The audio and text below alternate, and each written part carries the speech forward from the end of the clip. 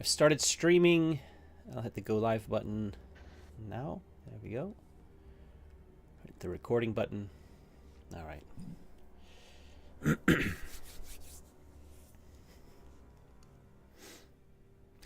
We ended our last session with the two of you having fought against a bunch of Delac gangers and overcome them with limited casualties on your allies' part. You, one of the Orlok gangers was killed. Grimbolter was down to one wound, but managed to pull through at the end. And yeah, you overcame, and that's where we ended it. We drew the curtain at that point. Did I leave it on a cliffhanger? I had just taken him down. We were over the body, and then I think something had happened. Oh God, typical. I didn't think to look. I don't remember exactly. You know the what? last I'm I gonna roll. go. I can edit this out. I'm gonna go quickly. Just listen to the very end of that last episode because I've got a link to it right here. Typical. See, we could have ended it right after the combat, but I thought something had happened, and you were like, I think something did happen right at the end. I'm just gonna see what I had happen. We heard a roar or a crash, or we heard something. That's coming to mind. So apologies to people watching this on the stream. There's gonna be some other audio from the other video through the feed too. I'm gonna kill my camera 1 second. That was quite a long combat. I thought it was gonna go a bit quicker. In fact, we can say that as we're in round 4 right now, I'm kind of lying off to the side of the. Add 4 leaders still live. We'll start the next session. We'll start the next session basically from this point on. Okay. Delac is kind of looking up at all of you, and Clovis is the last one to step up in his camo cloak with the hood. I'm imagining kind of drawn up, and his sniper rifle, and I think Polonia is saying is maybe questioning like the suitability of Delax with as raw material for corpse starch, kind of almost under her breath to herself, like not very good. You don't get much starch out of them. And Grim, who's quite wounded, just executes him lying on the ground there. Okay, so Grim's just executed the gang leader. We'll end it there. Right, I think right. before we go any further, because that was quite a long combat. I thought, yeah, and that's where we ended it. So it was basically the way I see it is kind of like a scene from, I don't know, like The Boys. You know, like if you've both seen The Boys. Yes. When they're like executing the superheroes. Spoiler alert, I guess. There's basically, you know, these you have these scenes where they're kind of all the group of the boys are all standing around looking down, and the camera's looking up at them as they're like, you know, looking at the dead body or whatever. I'm kind of seeing that sort of scene in my head where you're all standing over the leader who's kind of just been injured, and then Grim puts a round in his head. Polonia had just also okay, I'm gonna cut all that out. So I was just asking about what had happened. Was there a cliffhanger? Now we're going to cut back in. Okay. Yeah, so we left it there. We left it with the execution of the gang leader, and we're coming back in now, essentially right at that point. Polonia had just been muttering under her breath about the suitability or lack thereof of the Delac as material for the corpse grinder, or like the corpse machine, that they don't give off a lot of starch, and she then turns and heads over to one of the two other gangers that were that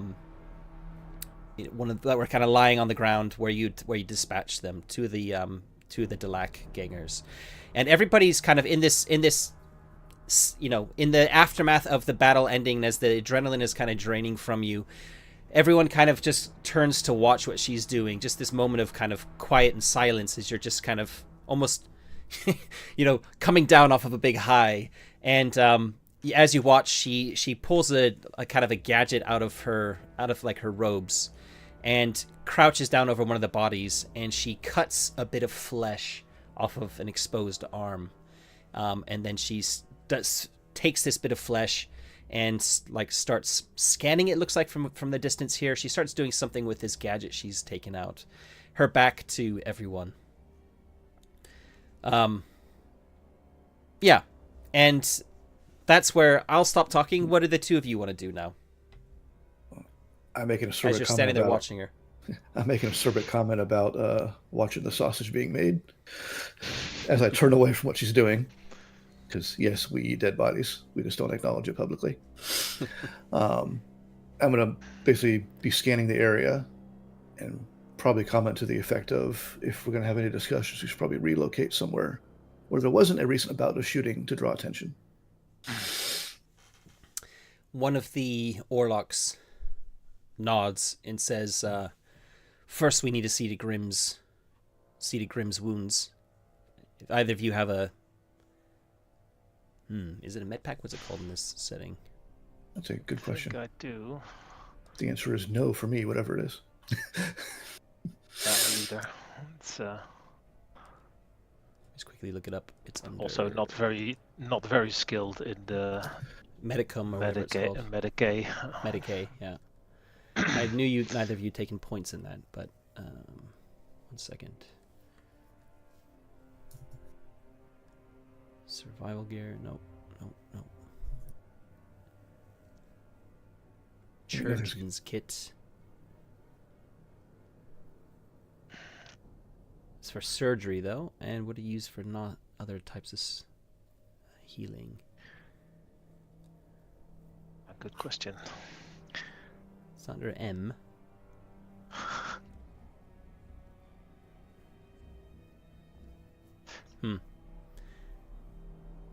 If no one else wants to give it a go, I can try, but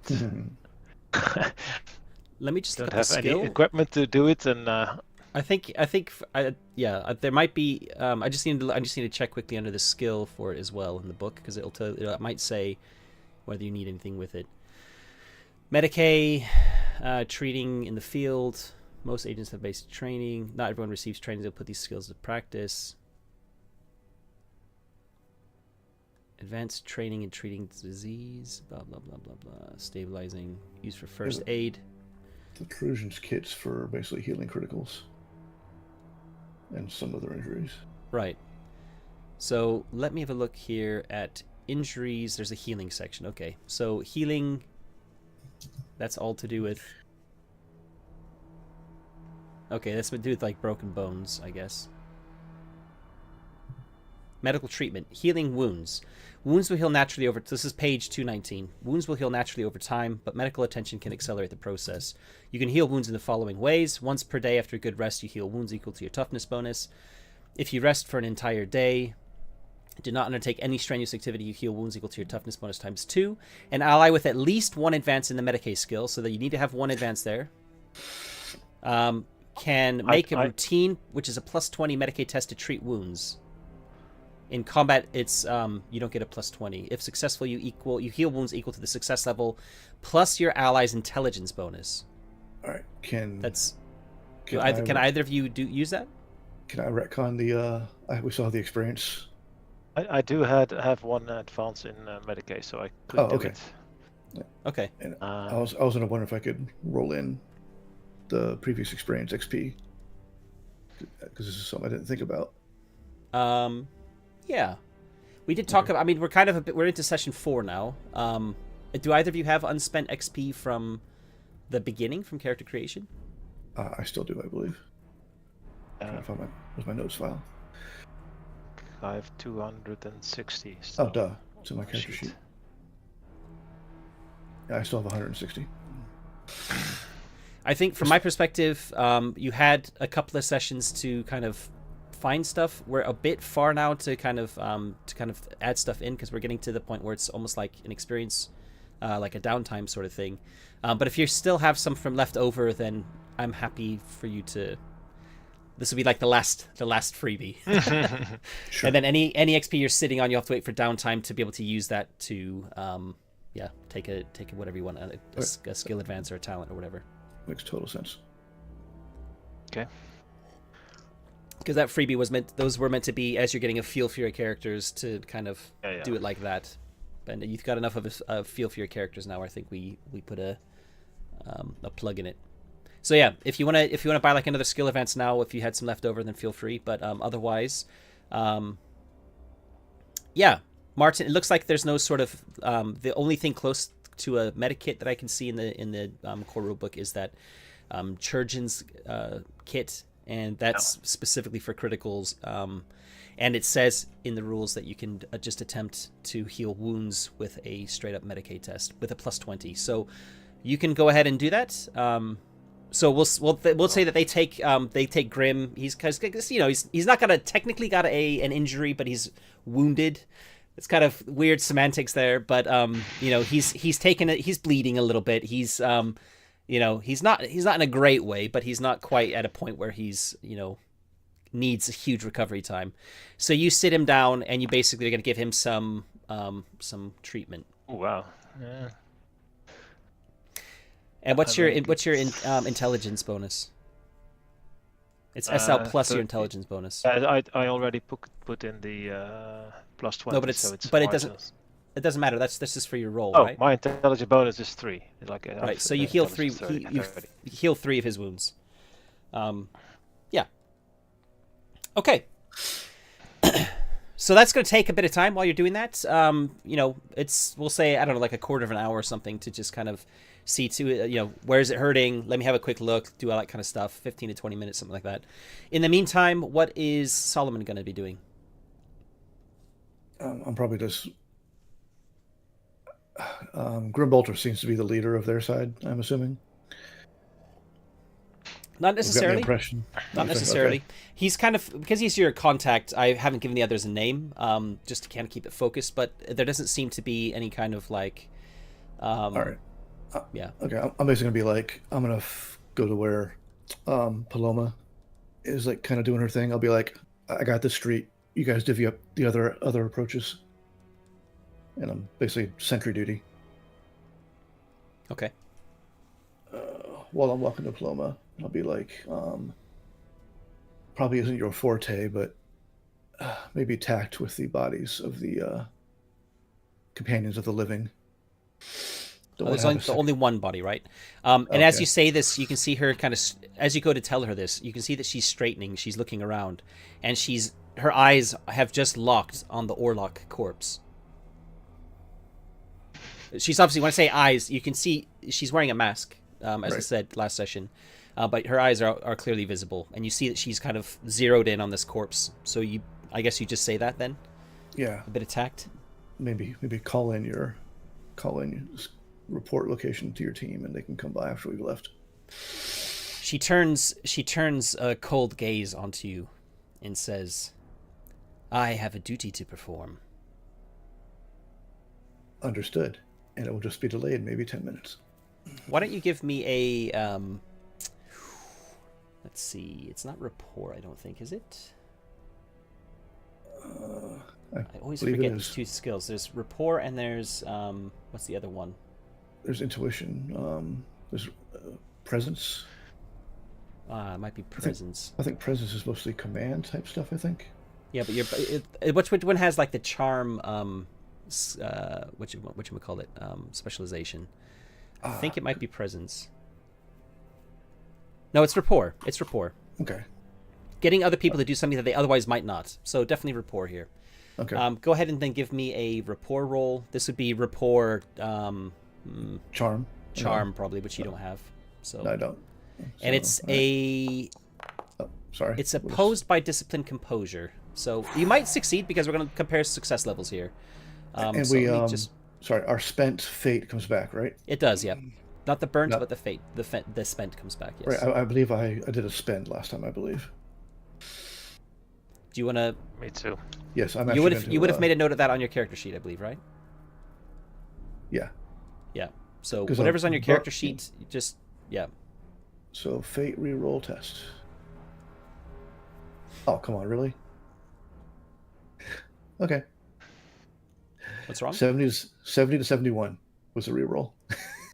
Oh, it re-rolled it all. Okay, I was waiting for the dice to hit the table. It didn't do that. So was I. Okay. But all right, she makes a discipline. Yeah. So we'll have a look at what happens there.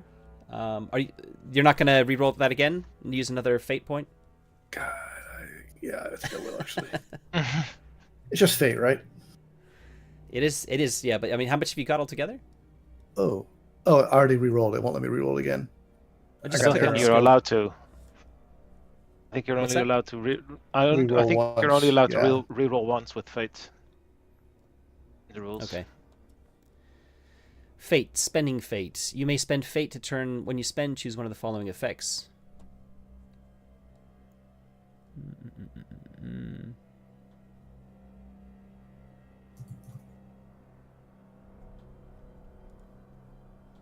mean, it doesn't say that in the rules that I can see.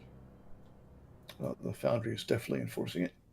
Okay, we'll stick with that because otherwise it does seem a bit like, a little it's bit a bit- meta kind of keep spending the meta currency until you get a result you want. And it might come in handy later as well. So we'll stick with that. I might roll really badly for her discipline here, and in which case you might pass as well. So let me roll that very quickly. Nope, she got a +1. So she's got a +3 on her in terms of the opposed roll. So you say that to her. She pauses a moment as she's kind of staring coldly into your eyes, and then she just, without a word, turns and walks over to the Orlok corpse. Now the other two Orlok, while this is while Clovis is seeing to Grimm's wounds, and the other two Orlok have taken themselves off to the side, and they're kind of whispering furiously to each other.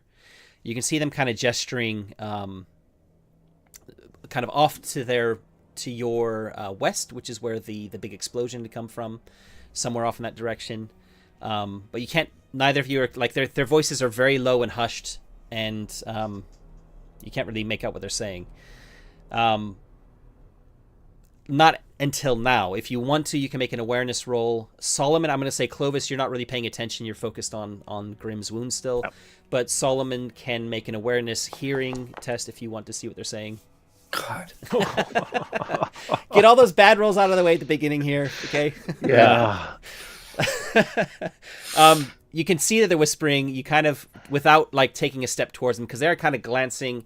They're kind of glancing around a little bit, and but you just can't catch what they're saying. And as they're kind of glancing around, they happen to both notice. Well, one of them notices, I should say, as Polonia gets to the corpse of their fallen brother, and he immediately stops whispering, and he kind of like slaps, or like slap taps his friend on the shoulder, and he gestures over to Polonia. There's a shared look between them, and then they rush over to where she is. I'm gonna And whistle. just as she's crouching down, with her getting her very sharp, like, flensing knife effectively out, and is just starting to crouch down, they reach her. They don't touch her, but they both say, "We haven't got time for that. Stop." She pauses and kind of looks up at them. And just like she said to you, Solomon, she says, "I have a sacred duty to perform in the service of our emperor. You wish me to stop in my duty?" They kind of share a look at each other, and they say, No, there'll be plenty of time for that later, but we've got to move on." "Why?" she says. "I don't detect any threats." "Well, those Delac bastards probably called in for reinforcements. It could be here any minute. We should get away from here." "And leave your comrade lying here in the dirt, in the filth?" She tuts. Do you want to interrupt Solomon at all? Yeah, I'll be like, "Hey, I suggested we left sooner, and you said no. We have to take care of Grimm, and we all agreed.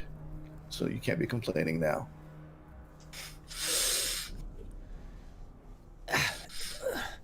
They're kind of stumped. Polonia turns her back to them, well, like turns away from them, and she reaches for the dead person's arm. Why don't Solomon make another awareness test for me? Or she like pulls his sleeve of his arm up, like she's gonna take another sample. There we go. A little better. As she pulls his sleeve up, you see something a little bit odd. It's like he has like a, not a farmer's tan, but like he has a suntan. Which, I mean, you're underground, right? There's no sun down here.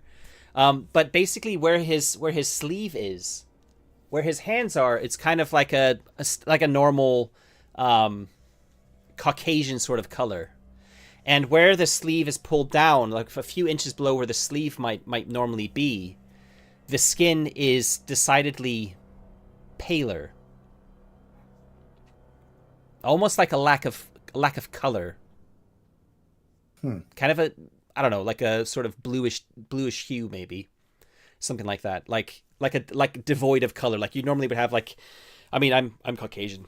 And I don't know what my video is doing right now with filters and things, but I might look a bit yellow here. I don't know, but my skin is actually kind of pinkish, right? There's a bit of a reddish hue to my skin color. So if you imagine, that's kind of like what his hands look like in his face, like the exposed parts of his body that you can see. Underneath, it's not that pink color. So the lack of pink would, in my head, being like into photography and stuff, is like kind of verges towards the bluish purplish color hue. Like on the color wheel. It's not natural. And when she sees this, she also pauses for a second. And you can just hear, under her breath, she says, "Interesting." And you can see one of the Orlok guys from the side of your eye puts his hand on his weapon as if he's going to draw it.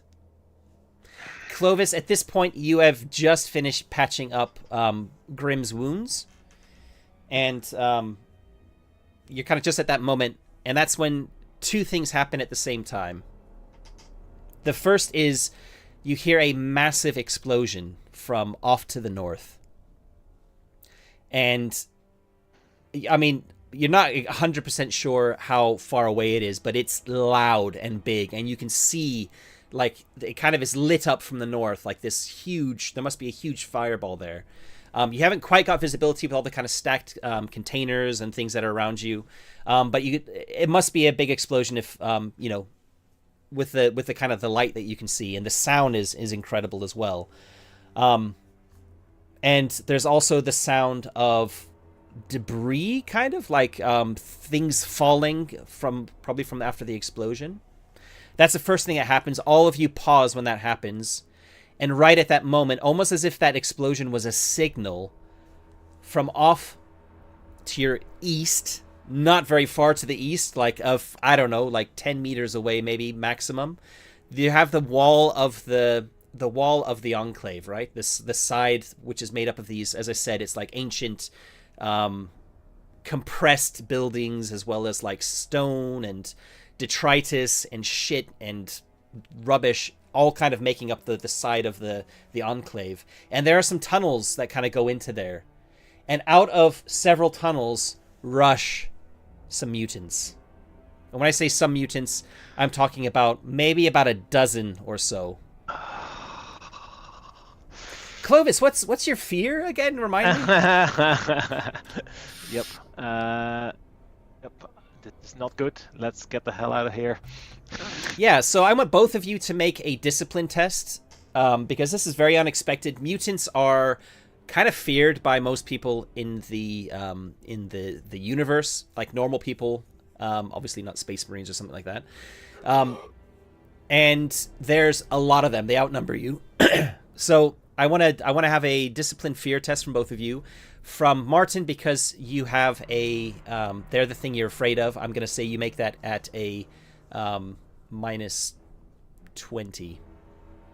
Okay. And then we get and it's just a straight up discipline test. I have a little bit of a homebrew, which I'm borrowing from the Alien role-playing game. I'll just mention quickly. As you can see at the bottom of the screen on the macro bar, there's this like picture of this person who's screaming. That's a panic roll table I've introduced. It's a 2d10 roll. If you fail a fear test, you're going to be rolling on the panic table, and it's weighted so that the lower you roll, the better the outcome will be, and the higher you roll, the worse it's going to be. And I've just basically borrowed the effects from the Alien role-playing game, because I quite like that game, and Imperium Maledictum does not have any sort of panic tables of any kind. So that's what we're going to be doing. So both of you give me that test, please. And we get our drilled bonus, correct? You will get your drilled bonus because you're next to each other, and that's how that works with, you get a +1 SL, I believe, right? Is what you said? Yes. Yep, +1. Oh, no. Clovis loses his shit. You both need to make a roll on the panic table, please. I'm also not gonna. Unless you want to roll it spend a because, fate point, you can spend a fate point to re-roll that. Yeah, I but feel like I want to. Okay. I have. Oh my god. I'm not gonna re-roll it because there's the chance of me getting this is so slim that. So I'll just. So, sorry, Mike, was that a re-roll that gave you exactly the same -4? No, I had a -3. Oh, you -3. Reroll, Now you have reroll made it gave me worse. -4. Oh boy. And I assume that's Okay. counting the +1 SL. I can't actually. No, tell. it won't be. It won't be including the one. So that's a -3. It's still a failure. No, it though. is. No, it actually is because it's 8 versus 3. Oh yes, it's a Which should be is a 5. -5. Yeah. Yeah. Okay, Oh god. that's true. That's I not. feel somewhat better that I'm not the only one freaking out at the sight of this. Okay, so I want from both of you to make a panic roll, please. All right, you have a freeze and a seek cover, so that's actually not too bad. They could be a lot worse than that. Yeah. So I think we'll start with Solomon first. Solomon, you're standing, and this actually makes a bit of sense for both of you as well. You're kind of standing there, and you're just frozen to this spot in fear, like, oh, fuck, like, what's going on? You kind of, there's this moment where you freeze, and I've said here, it's for an entire round. So this is basically they're going to get a free round. Like whenever you have your first round, you're going to be frozen instead. And on the next round, when you're not frozen, you can only take one move and not an action. So it's kind of like that's how it works. It's not like my first experience of Warhammer Fantasy Roleplay where I had to make a willpower test every single round, and if I failed, I would stay frozen. So this only happens once. As for Martin, Clovis needs to seek cover, so you're going to basically run and seek cover. Now, seek cover is different to, there's one called, I think, Flee, and that is you're running completely away. Seek cover can just basically mean you get behind, like, a barricade or something, and you're just going to try and, like, get yourself into a safe place. So I'm having flashbacks of the incident where I lost my arm. Mm-hmm. Where, like, Yep. I guess we can retcon and say, like, my squad just got completely jumped and ambushed, and, like, yeah. And So you're I'm kind of having, thinking, like, oh, no, not again, not again, not again, not again. Yeah. Yeah. Not my other arm. For the others, I think Polonia. I'm not even gonna roll for them. I think Polonia will be nonplussed, because that kind of suits what I'm thinking for her. And the other two, I think that we're just gonna have it rather than having everybody like frozen in fear of fleeing or anything like that. I just want the panic effects to be for PCs mainly. There's going to be a first round where they're going to be hit by the mutants before they can do anything, because this was completely unexpected. So in a way, we're almost having everyone frozen in fear at the start. Apart from Polonia. Polonia already has a knife drawn, as like flensing knife, and she basically, when she sees them coming running out at you, she stands up. And let me just describe these mutants, because there's a couple of things that are worth mentioning about them. The first is that they all appear to have the same mutation, which is very unusual. From what you've heard of mutants, they all have a mark of chaos, effectively. They're kind of considered unclean, almost like heretical creatures, right? They used to be people, but the official line is that chaos has mutated them, which is not necessarily the case, but that is the official party line, if you will. And how that manifests is completely different. They might grow parts of like animals. They might grow additional appendages, a second head, a third eye. Might grow tentacles. All sorts of kind of crazy things like that. And it's usually, from what you've heard, every mutant is a little bit different. And there's like stories of like freakish looking mutants that are huge lumbering things, or you kind of hear these like rumors that go around about like, oh, we heard like there was a weird mutant that got caught and this is what it looked like. And the strange thing is you've never ever heard of people saying like, we were attacked by a group of muties and they all look the same. But that is what is happening right now. And these mutants, the way they look, for want of a better description, they look like fungus zombies. Okay? They are sprouting mushrooms all over their bodies. Some of them, they're sprouting out of their mouths or out of their eyes, out of their heads, certainly like on their arms and on their backs and stuff. Their skin has a very pallid tone to it, as if they were almost corpses themselves that have been reanimated. So I want you to kind of get that image, sort of a reanimated corpse, a zombie, but sprouting fungus. Yes, like the Last of Us. A little bit. Okay? And they are not, like, shuffling, they are running. Great. So and how are they armed? Are they armed? And They're not armed at all. They are, basically just their hands. okay. Okay? So this is where we might be using... I'm just going to open this on the screen. We might be using these NPC versus NPC rules. I'm going to try and keep it narrative to start off with, though.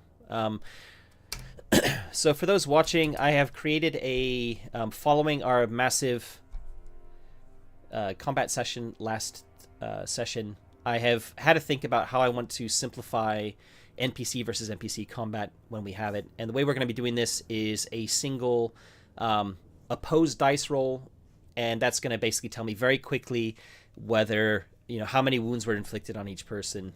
And yeah, it's just going to be a lot quicker than kind of looking up actor sheets, checking skill levels, and doing it like that. So we're going to use that if we need it here. I'm just going to very quickly scribble down. In fact, I haven't actually prepared a scene in Foundry, but I would like to try and keep this relatively theater of the mind if we can.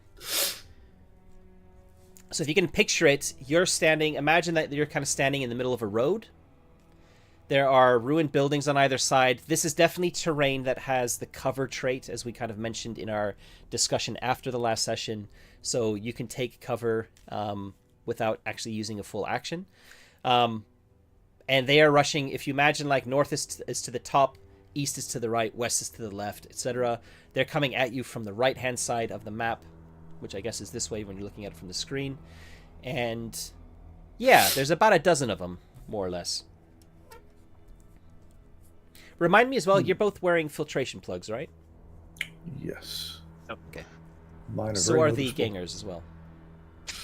And Polonia, you imagine, has... there's probably some sort of filtration system built into the mask she's wearing, too.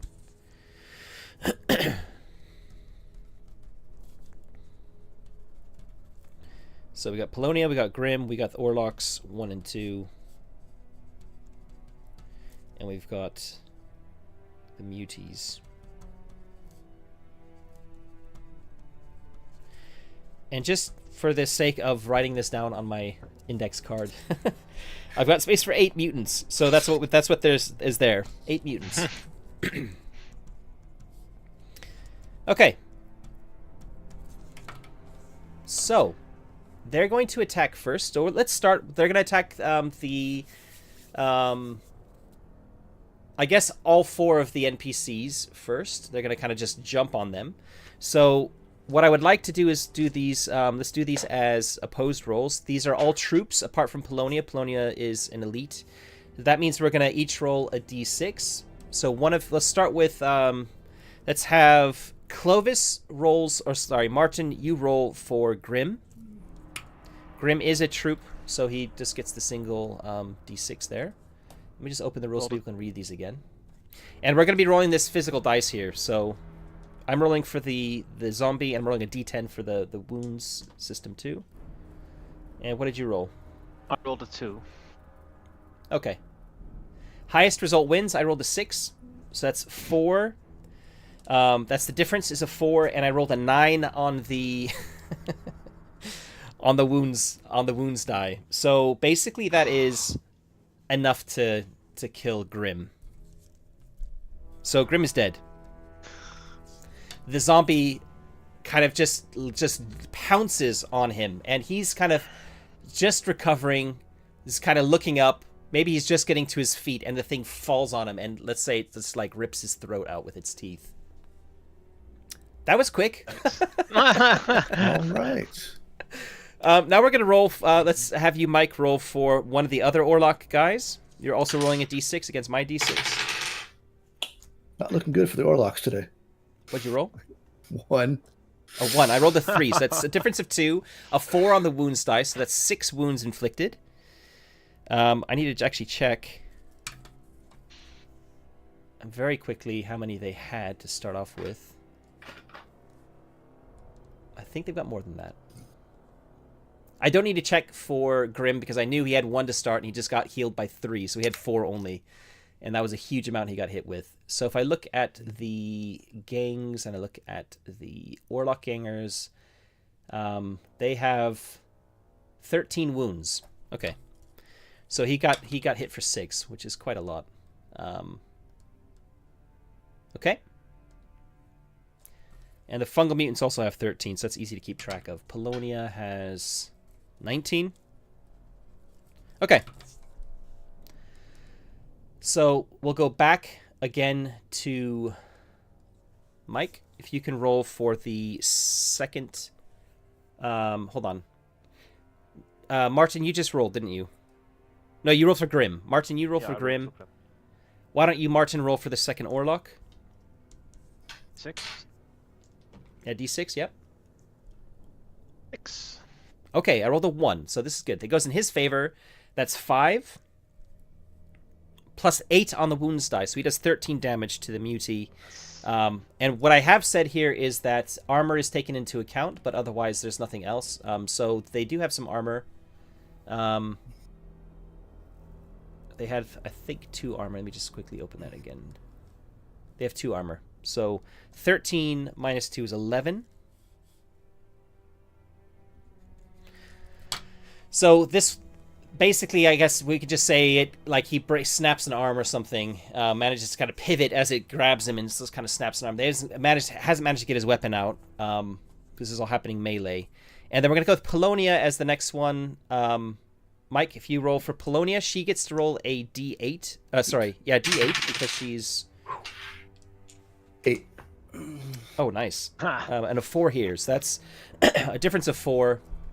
Plus 3 on the wound dice is 7. Minus the wounds, minus the armor is 5 damage. So she's got her flensing knife out, and she just kind of slices a chunk out of the one attacking her. So that's 4 of them. One of them is going to be attacking you, Solomon. You're frozen. So for this one, we're going to do it proper rules because this is not NPC versus NPC. So you're going to have to... Ooh. I guess to dodge this. So. But you're frozen, right? You don't get any actions or anything. That's right, because these are reactions, aren't they? Yeah, dodge is a reaction, indeed. So I think it's just going to be a straight up attack on you, right? Long live Solomon. Right, so but we're gonna use this. We're gonna do this properly. So what I do is I'm gonna make an attack with an unarmed against you. That's a +5 to your left leg. How much armor have you got? On the left leg? I don't think it does. It doesn't do hit locations. I don't believe, right? No, we do. Armor covers everything. Because my augmented arm gives me a bonus to that spot. Oh, I have 2 on the leg. Because my great coat is a trench coat, I guess. Right. So that's a +5. The damage done is 1 plus the SL difference. So that makes 6. -2 for your armor means that you take 4 wounds. Okay. All right. Not too bad. I think I'm the squishiest person in the party. It is kind of bad. How many wounds have you got? 11. Okay. Clovis has 14. Are you both at full as well? Were you both at full? Yeah. Okay. because he was sniping and I came in on the last combat round last time. Okay. We have 3 more. We basically have said that because you've ran to seek cover, Clovis, that you're not being targeted right now. So in fact, your panic effect has kind of saved you from potentially taking some wounds. The other 3 are going to attack the other 3 NPCs. I think it probably makes the most sense. So we'll start with Grim's dead. We'll start with Polonia again. So, sorry, 5. Okay, I rolled a 4, but a 10 on the wound die, so that's 11 damage to the mutant, the next mutant. Minus the 2 means 9 damage. Okay. Martin, why don't you roll for, we'll say Orlok 1 that's already taken some damage. I rolled a 4. I rolled a 4 as well. So I've set on a tie. It goes to the situational versus resolve thing. There's no situational bonus here because you're being ambushed. And they have a resolve, I think, of 2. Let me just quickly check that. So ties are going to go to them. They have a resolve of 1. But yeah. So on a tie, it goes to them. 8 damage minus the Orlok's armor. I think they also have 2 armor. They do. So that's 6 to the guy who's already taken some. He had 6 already, so he's got 1 wound left. Yeah, not good. Yeah. And Mike, if you can roll a d6 for the other ganger. 4. I rolled a 1, so that's good. Plus 9 on the attack dice, so that's 12 damage to the next one. Minus 2 means 10 damage, so that's pretty good. And did we do Polonia already? Yes. What happened with Polonia? She succeeded, didn't she? Yeah, she had a +1. And she rolled a 9, I think. Yeah, that's right. She did 10 points, I believe, to the second one on her.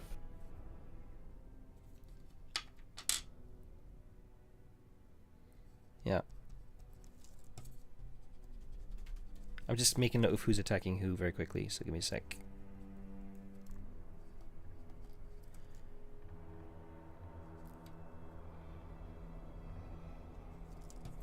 Okay. So that's the first round done. I still, because the seek cover says your next action is to move away from danger and seek cover. Can I still shoot after I in cover? No, because I think it says that your next action is a move action afterwards, right? Oh no, it doesn't. It doesn't. Oh yes, yeah, you can disengage. That was the flee one I'm thinking of. Sorry. Yeah, the flee one is you run away, and then after that, I think I've written that you Yeah. Anyway, so you're basically this is your full first action is this turn right now. So on the next turn, you can definitely you're kind of free. Sure. Whereas Mike has rolled a bit worse. He can only take a move action rather than doing something else. Sure. Okay. So we're gonna go top of the round now, and I'm just gonna allow you two to just basically go first. I'm not going to roll initiative or anything like that. We're going to keep this relatively in the fiction if we can. Polonia is so far has sliced up to the zombie. She's unhurt. We've got Grim dead, and the other Orlok is on death's door. Yeah, what do you want to do? Oh, the mutant that dispatched Grim is probably closest to me because I just you were just ran for treating the him. nearest cover. Yeah. So guess I'll try and shoot him. It does not attempt to dodge or anything. It's actually kind of over his body, kind of feasting, if you will. So I'll take out my last pistol and fire a burst, I guess, because I really want to make sure I get this one. Yeah. So burst gives me +1 SL. And it's a straight up challenging roll, right? Yep. You're kind of close, so there's no like range modifiers or anything. I wanted. Ah. Wow. Okay, I'm gonna re-roll that.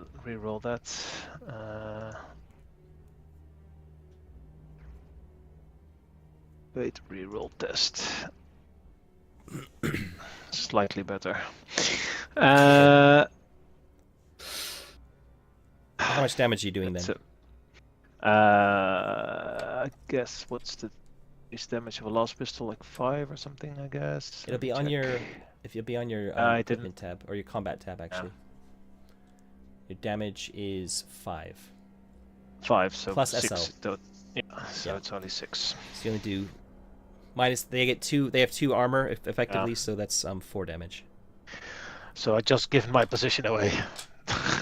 Yeah, I was debating because I have the Cameline cloak, so I could. And just as you're shooting it, it's kind of like getting to its feet, doesn't fall over, it's not going prone or anything, and it looks at you. And you also notice where you're hitting it, there are little puffs of dust floating in the air next to it. Okay. Great. I'm very happy I didn't eat the mushroom burger earlier on. Oh god.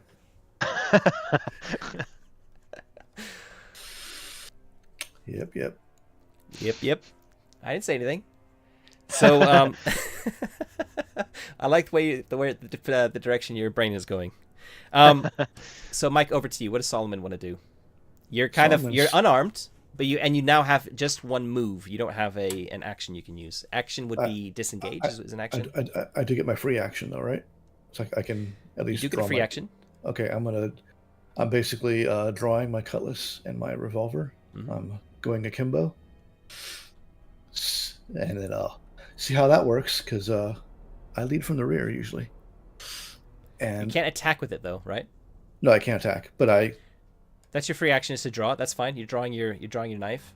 And what are you gonna do with your move action?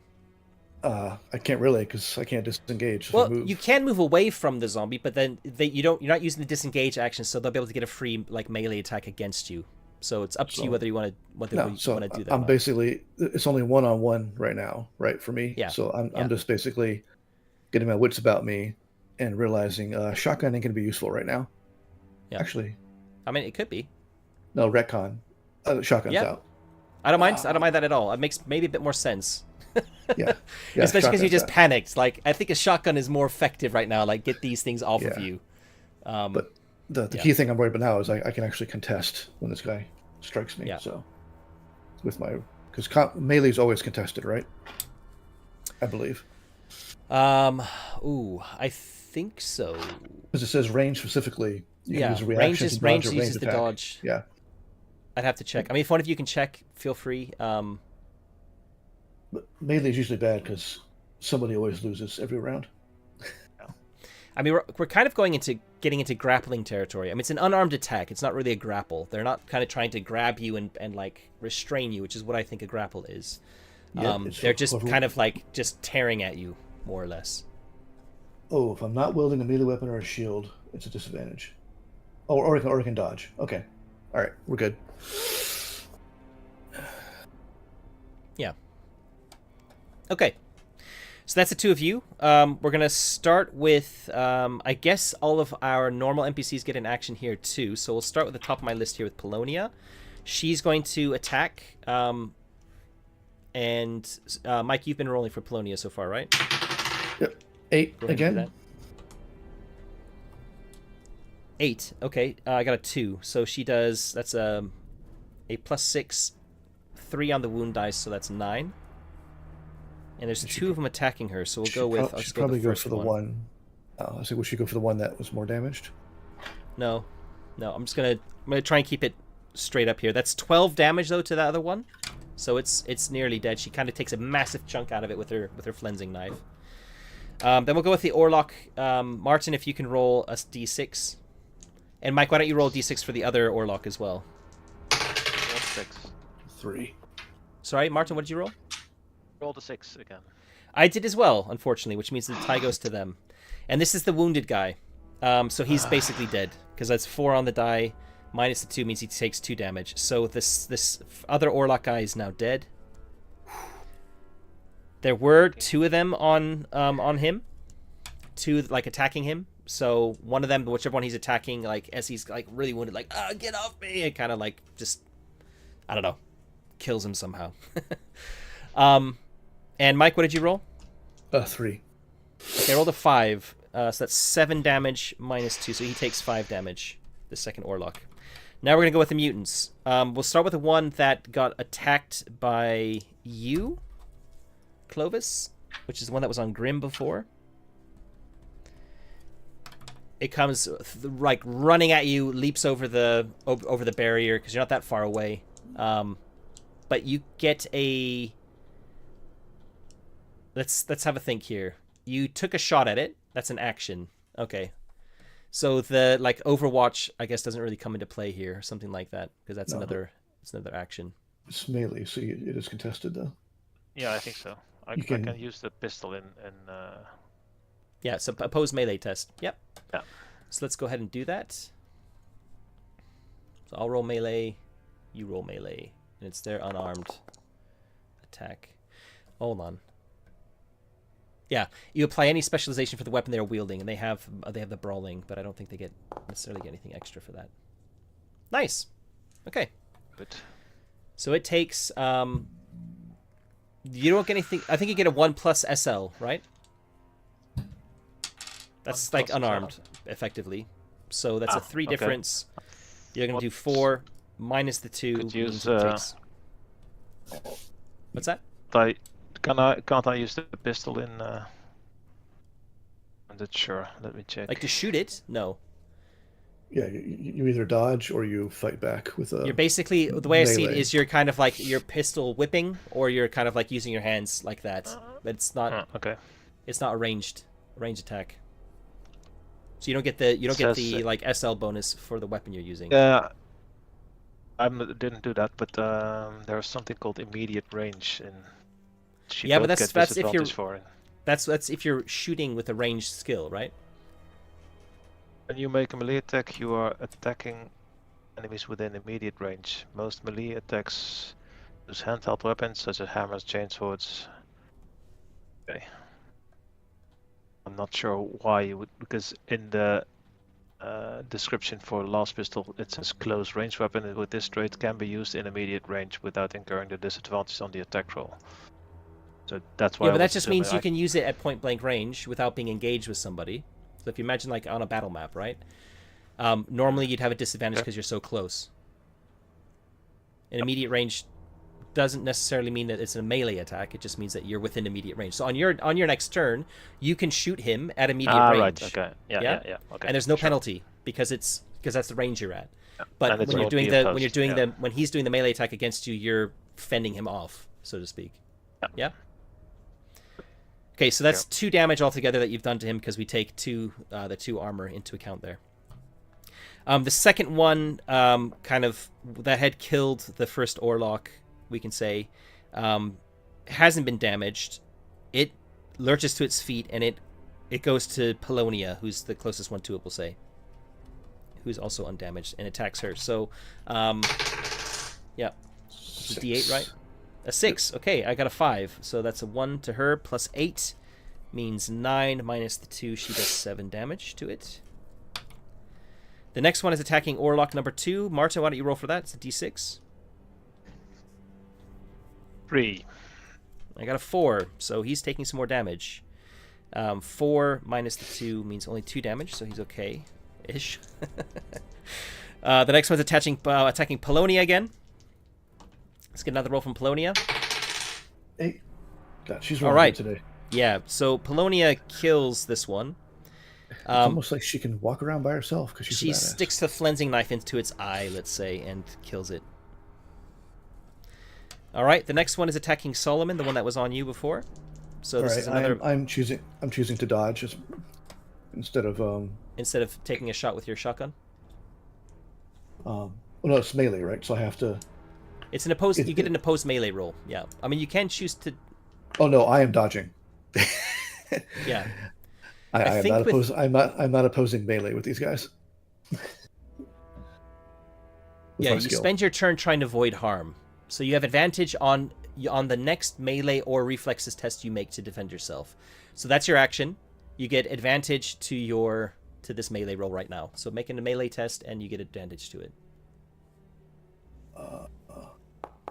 No, I'm not using my action. I'm just using the opposed melee rules. I'll take advantage. No, if you're dodging, dodge is a specific action called dodge. If you take that, then that's an advantage. Yeah. You still need to roll the opposed melee, but you Yeah, have but you get advantage on that test. So it's basically if you're saying you're gonna dodge, that's a specific action that you're gonna be. Oh, but you can't actually, can you? Because you've already attacked this round. I'm using the rules under melee where this is my because melee is always an opposed roll. I'm choosing my roll to be dodge, not melee weapons. Yeah. Okay. Right. I'm not choosing to actively defend the entire round. I got you. You're using reflexes rather than melee to try and avoid the attack. Yes. I apologize. Yes. No problem. I'm getting mixed up with the actual dodge action. I will there you take go. Look at that that. in a heartbeat. Thank God. And that's why I dodged. And we're using full rules here with PCs, so it's an opposed attack. If you win the opposed test, you deal damage equal to weapon damage. The defender does not deal damage if they win, unless they score critical, which you haven't. Well, but I'm avoiding the attack instead of. Yeah, you're dodging, so that's. So just... I don't do any damage. Yeah. You don't do any damage. You don't take any damage. Yeah, exactly. Okay, the second Orlok, Martin, why don't you give me a roll for that? This is the other Orlok guy who's still standing. 5. I got a 5 as well, so the tie goes to him. I only rolled a 1 on the wound die, so he doesn't take any damage though.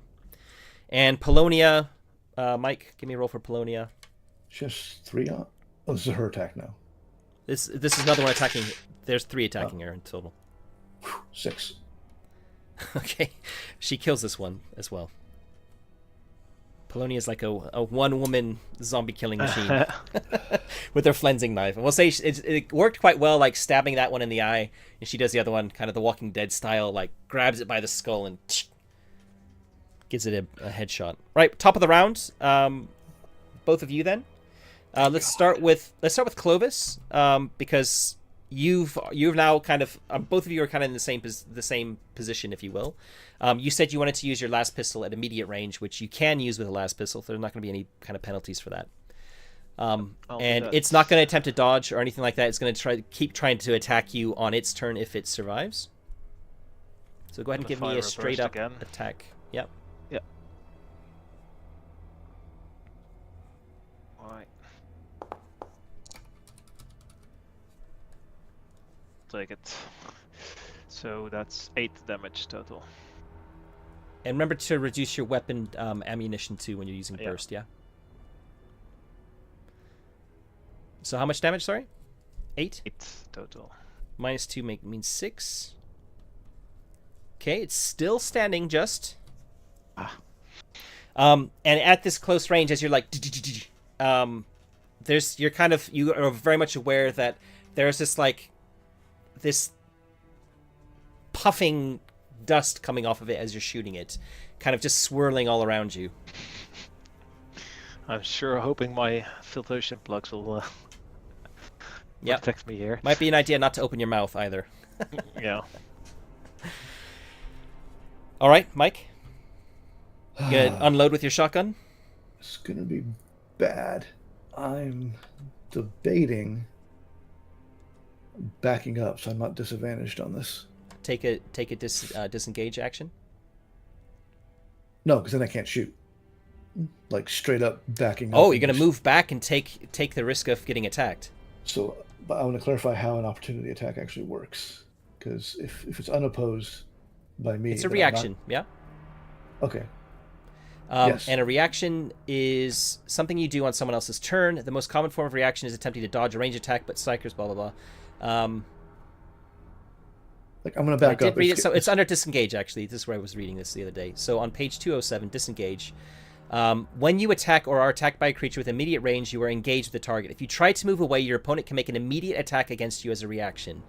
When you use the disengage action, you carefully back away and keep your defenses up. So that's basically what happens. It's a reaction type of not action or move, because those are both two different things, but it's a reaction that happens. Right. So, but if I do disengage, I can't shoot. I think you can, but it's at disadvantage or something, right? I'm just going to attack a point blank. I'm going to take the disadvantage on it. Let's just very quickly check. Because my shotgun doesn't have that cool feature that his last pistol does. Which is unusual, right? Because you'd think a shotgun would be quite useful at short range. That's probably where I should have taken. If I pull the revolver out, the revolver. Let me just have a quick look here. Revolver does have close, so that would have been better. But I panicked and pulled the shotgun. Yeah, which is fine. I'm shotgunning him where I'm standing. Range attacks.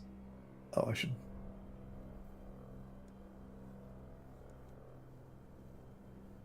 Range. Ranged weapons at immediate range. They're not designed to be fired. If you make a ranged attack within immediate range, you have disadvantage on your attack. Yeah. So you have disadvantage at immediate range on this, but you can still make the attack. So go ahead. Right. It's not going to attempt to dodge or anything. It's just going to... Well, we'll see what happens. All right. I'm debating, do I... Because if I reroll, it'd be a disadvantage. I can spend a fate to give advantage, which would cancel out disadvantage. Did you burnt a fate point last session, right? Spent. Oh. None of us have burnt. Neither. Okay. All right. Burnt's like invoking the Emperor's name to live and all that stuff. Yeah. I have one fate. You have point one left then. Yeah. I'm just debating if re-rolling at disadvantage is better than rolling straight in the first place. Yeah. I'm going to spend my last fate to get advantage on my disadvantage. Cancel out the disadvantage. So it's regular. Yep. All right. Combat. Shotgun. Please.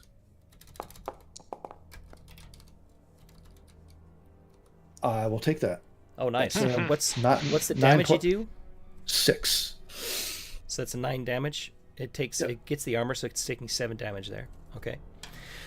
It also there's a puff of this like dust as you take a shot. I immediately close my mouth. And I'm happy to say taking a shot from a shotgun, it's probably going to make it stagger backwards. Oh, I have inflict prone. Oh, you inflict prone. So it's not on you anymore. Do you want to take a step backwards away from it? Oh, yes. I mean, you can take a full move away. And in fact, I think with the move, because I've said that there is the cover trait for the train here. Yes. As a move action, you can get yourself behind cover now as well. Right. So I shotgunned it at point blank, knocked it on his ass, and then I'm like moving and taking cover. Moving back to one zone back to close. Gotcha. And getting behind something. Okay. And then lining up the largest grouping of them because I have spread in the shotgun too. Yep. Well, there is only one left attacking Polonia, and Polonia is going to try and kill that one now. So why don't you give me a roll for Polonia? 5. I got a 5 as well, so it goes to that one. 3 damage only. She's got 2. I think she's got 2. Let me just check actually how much armor she has. Yeah, she's got 2 armor, so she only takes 1 wound there. It's a glancing blow. The other 2 are dead on my list. Orlok 2 is still standing, and he's got 2 of them on him. So let's roll for one of them.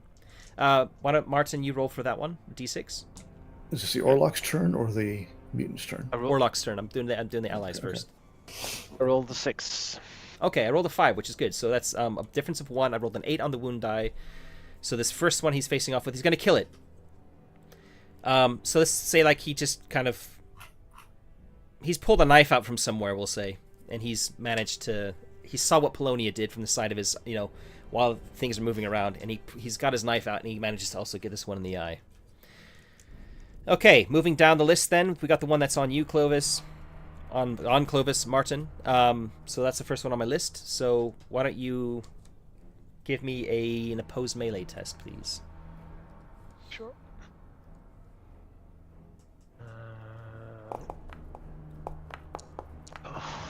There we go. There we go. So you're going to do 3 damage. That's only 1 after armor is taken out, but it had 12 wounds, so it's now 13 wounds, which is how many wounds it has. So why don't you tell me how you've managed to, maybe with your pistol, like pistol whipping or something, how you managed to kill this one? I just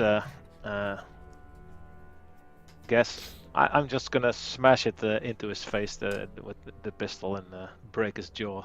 And, Okay. I'm just step thinking back. here. I just realized on a melee attack, it says the defender does not deal damage unless you score critical. But in interest of keeping this moving a bit quicker, this is Oh. taking a long. This is already taking a long time. In case people in the comments start shouting at me, I am aware. I'm just gonna allow it anyway, just to get this moving along. Yeah. So go on. Sorry. Yeah. So, I smashed my pistol into his face and breaking his jaw and stagger back while to get as far away from this cloud of spores probably that. Mm-hmm. Yep. Good idea. Coming off him. Okay. The next one is the one that's on Polonia. So that one's attacking her. So if I can have a D8, please, from you, Mike. Yes. 6. Ooh, I got a 1, so that's a difference of 5 plus the 4 is dead. Polonia, Jesus. Oh my god. All right. We're down to... There are 3 left. 3 left. One of them is the one that's prone. That's the next one. It gets to its feet. And it turns... Because you've taken cover, it's next to... We'll say, because it's all happening really close to each other. Everyone's like near each other. It's going to attack Polonia, because you were talking to Polonia when this happened, right? Yes. So that makes the most sense to me that it's now going to attack her. So why don't you roll for Polonia again, please? Oh, she finally got a bad roll. 2. A 4. But only a 3 on the wound die, so that's 5. She takes 3 damage. With the armor taking it into account. But she's only sitting on 4 wounds out of a possible 19, so she's absolutely fine. And she turns her murderous gaze onto this new threat. The next one's attacking the second Orlok guy who's still standing. So, Martin, if you can give me a roll for that guy. I rolled a 3. A 3, I got a 6. And a 7 on the wound die. So that's 10. Minus the 2 means he takes 8, but he's already sitting on 6. No, he's sitting on 7. Yep. So he's up to 15 wounds. So all 3 Orloks are dead now. Including Grim. Alright. And the last one had killed the other Orlok, or was on the other Orlok. It's now not attacking anyone. And I guess it's probably rushing Polonia as well. So, go on, Mike. 5. Yeah, so she does damage to it, only a little bit. We'll stop there. We'll come out of combat. Because it's taking too long. And the 2 of these ones left, with Polonia being as badass as she is, we can just say that you quickly managed to take the last 2 out. Or the 3 of them, right? Yeah, there were 3 of them left. But with the 3 of them left, there's 3 of you. Polonia knows what she's doing somehow. It seems like, she's no stranger to a zombie apocalypse. Or at least somebody you want in your group in a zombie apocalypse. Not that that's what's happening right now, of course. And you very quickly, without taking any more wounds from either side, you dispatch the last 3. Just as that's winding up, this combat didn't take very long. This is only like 3 rounds or so altogether. And we say like only a few minutes. And just as it's finishing, you hear another explosion from the north. This one, if possible, is even bigger than the previous one. In fact, there's a puff of debris dust that blows a short time after from this one, and your ears are also ringing from the sound of the explosion. It's huge. May I suggest... There was already a siren going off the entire time because everything was happening, but it's obviously, if it wasn't going, it would certainly be starting now. And this is coming from exactly the same position as the other one, which is off to the north. So I see 2 choices. We vacate Iron Myth with extreme prejudice, or we, for some reason, actually give a fuck and try to figure out what's causing all the explosions. I personally, as I like hold out my arm, am for self-preservation. Yeah, I totally agree. But I think the railway is towards the north. So, If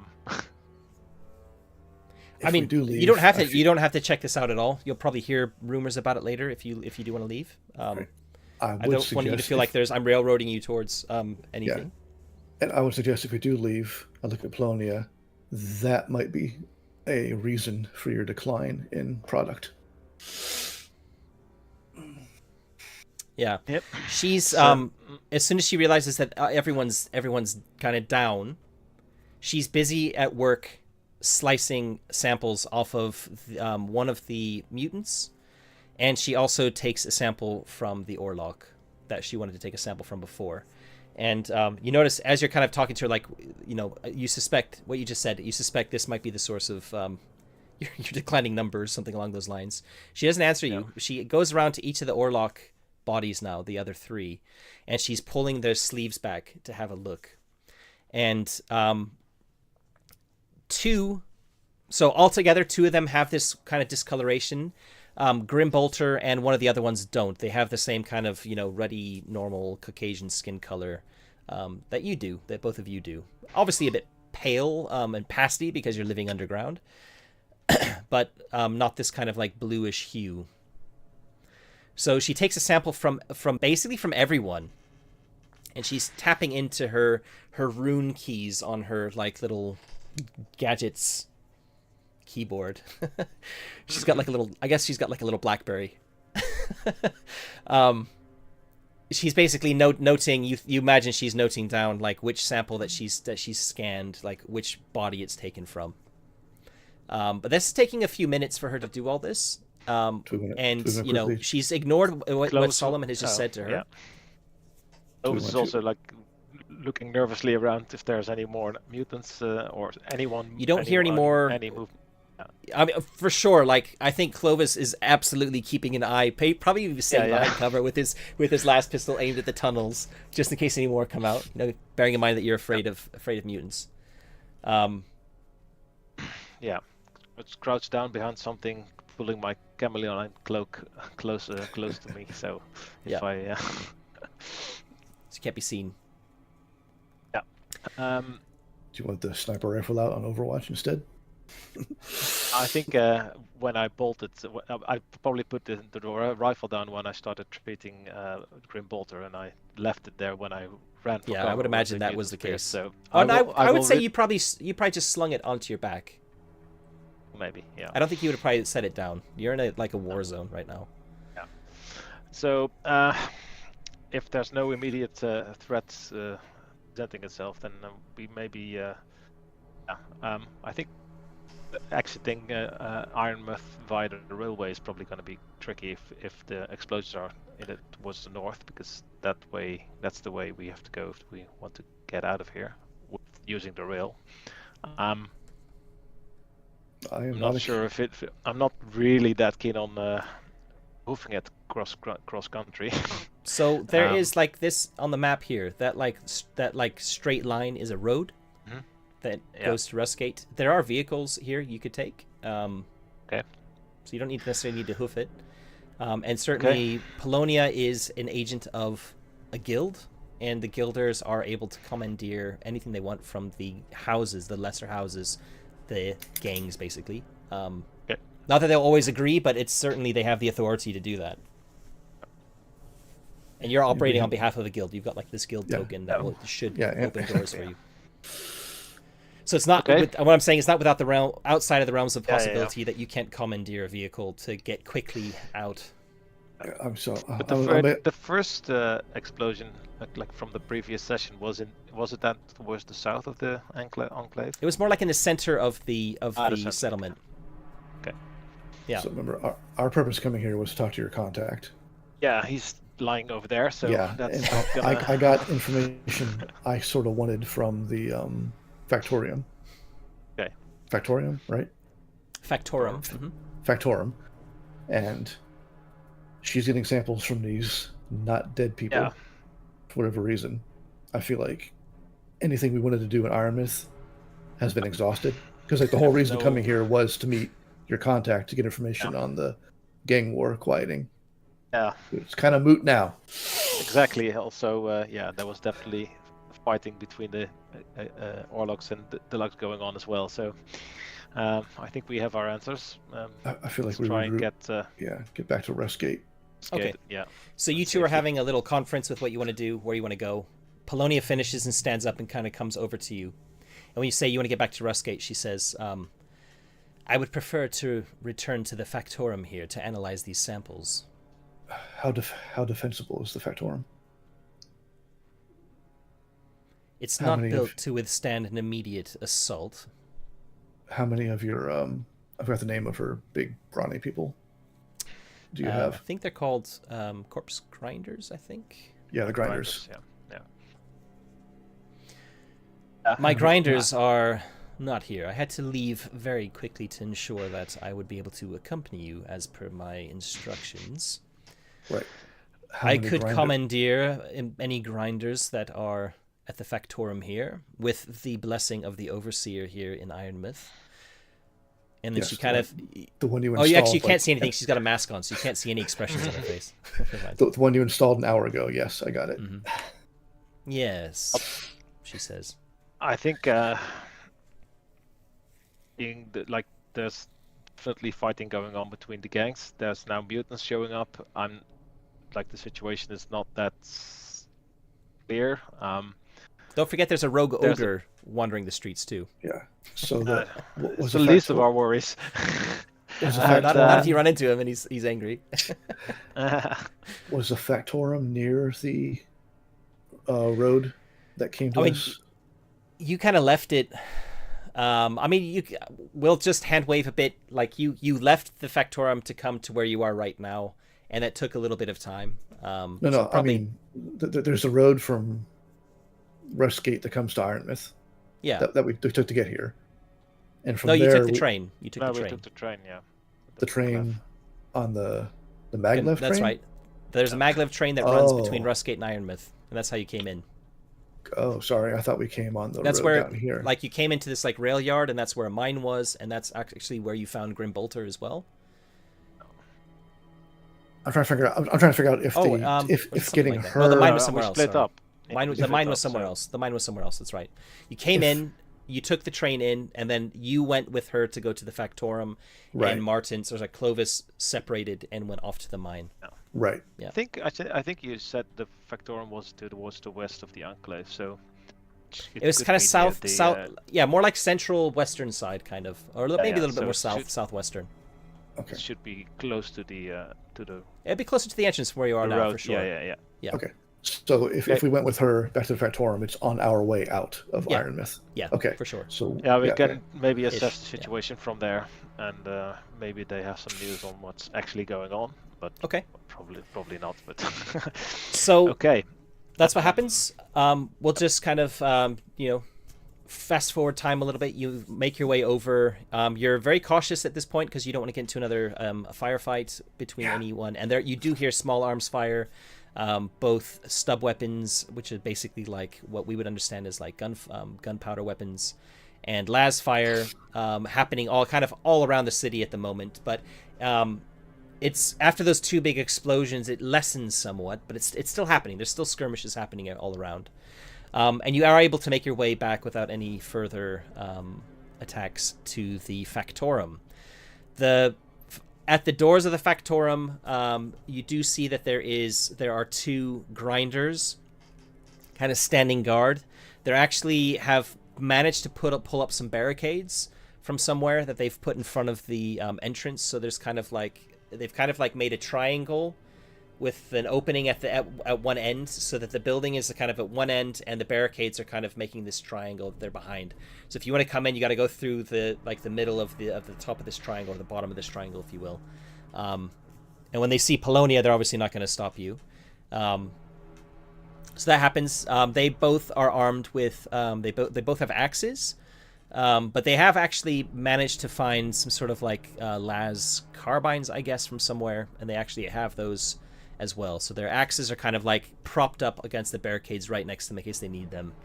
But they are very unusual because you've never heard of corpse grinders having ranged weapons before. But yeah, that's what you're doing. You make your way inside, and Polonia is instantly given access. No one's stopping her. You don't see the overseer. She makes her way to the overseer's office. He's not there, and she doesn't really comment at this, but she immediately goes around and sits at the desk. Yeah, I mean, it's probably nothing has changed from the previous overseer because there hasn't been time for that.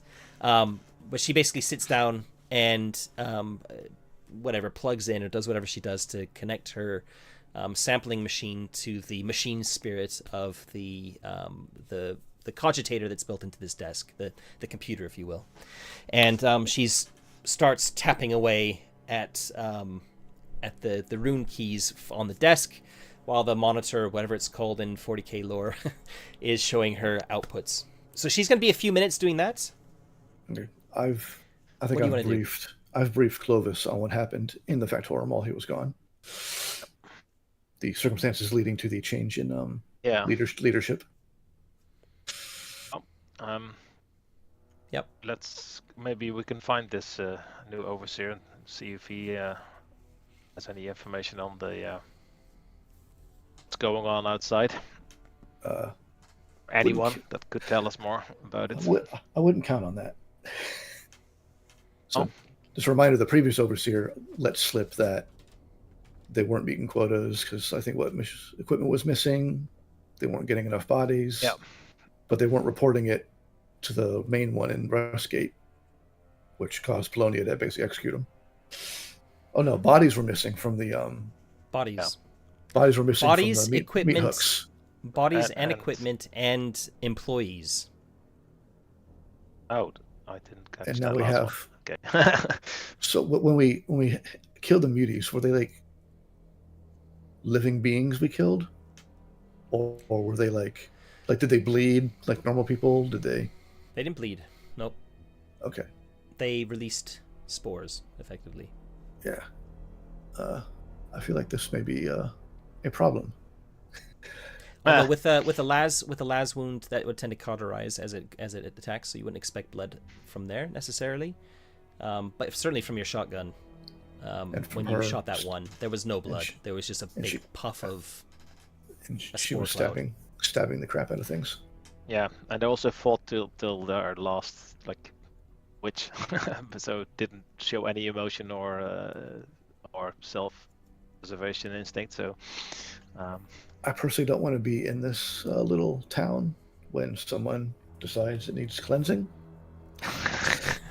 Yeah, and also we have no idea how many more of those mutants might be around. So for all we know, the whole enclave is already crawling with them. Because especially if they start. I also want to know, find out who's behind the explosions, because it doesn't seem likely that the mutants were responsible for that. Agreed. But I definitely don't want to try and get out of here when they start cordoning off. Yeah. Either this town or the entire enclave. I'll just actually say as well, the size of that last explosion sounded very big. This is a very important mining settlement for the Hive, and you'll both know that gang warfare normally does not seek to damage the infrastructure or in some way harm the tithe that is due to the Emperor from anything. They're usually fighting for control of a resource, so that they are the ones who are then providing whatever resources needed to the guilds. Yeah, that's usually what's happening. The sound of the explosion from where it happened sounded like there was, very unusual. Very, very unusual. And you'll both probably be aware that if anything happens, because this is such a major producer of ferrite, of iron, to the Iron Guild in this hive, that something damaging that flow is probably serious enough that it might get the attention of the Adeptus Arbites. And for Mike, I don't know if you're familiar with who that is. Vaguely. So for listeners who might not be very familiar with 40k, They are effectively the law enforcement in charge of an entire planet. They don't get involved in the nitty-gritty little things. That's the local enforcers do. The Palanite enforcers here on Necromunda. But the Arbites are effectively, they're in the lore. They look like judges from Judge Dredd. And they have effectively the same powers. They're allowed to be judge, jury, and executioner. They are frightening, very powerful. We don't care if you kill each other people. As long as the spice flows. As long as but they'll investigate. Like they're the people who'd be investigating before the Inquisitors might be called in if there's something to do with a Xenos threat or heresy or something like that. But if there's anything local that's happening that does not require further intervention from some other faction in the Imperium, they're the first line of contact to fight. Like they basically to sort the shit out, make sure that the Emperor's tithe is not being interfered with.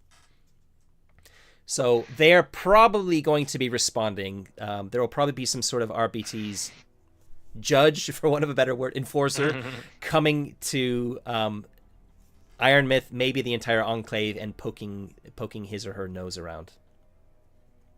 So you will be aware of that. You will definitely be aware of that. If you have knowledge, you will also be aware of if you have any knowledge that might assist them. You'll be expected to share that knowledge with them. They have jurisdiction above the guilds. Okay.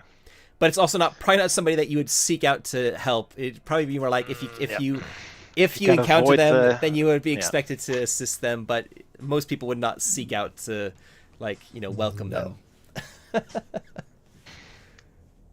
Yeah. So that's the RBTs. And you're both kind of suspecting, your characters will be expecting with that big explosion that might be happening soon. Yeah. Kind of another reason to get out of Rustmouth. Yeah. Sorry, okay, so what's your immediate plan right now while she's tapping away on this cogitator behind the desk? Don't know. I can, without much hope, I can grab some monkey and try to find out if someone knows what's going on outside. Okay. And Mike, is Solomon gonna go along? In case you need to persuade someone, you'd probably. Yeah, I probably should. I am I'm the talker person. Yeah. Yeah. I was gonna suggest we also maybe bandage ourselves up after that fight. Sure. Okay. So as you're leaving the overseer's office, Polonia's voice rings out, strong and commanding. Did either of you ingest any of those spores, perhaps through your mouths? Negative. Not my first rodeo. I kept my mouth shut and backed away as quickly as possible from any spores. Do we need a decon? I just suddenly pop in my head.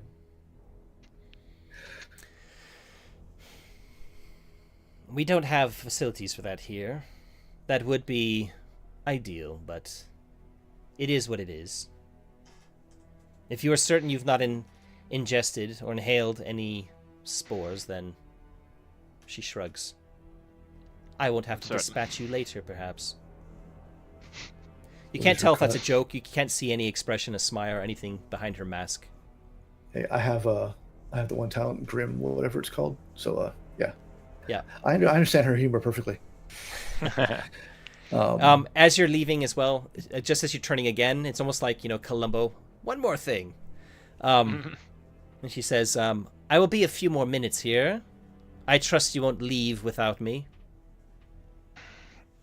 No, I want to know what your findings are.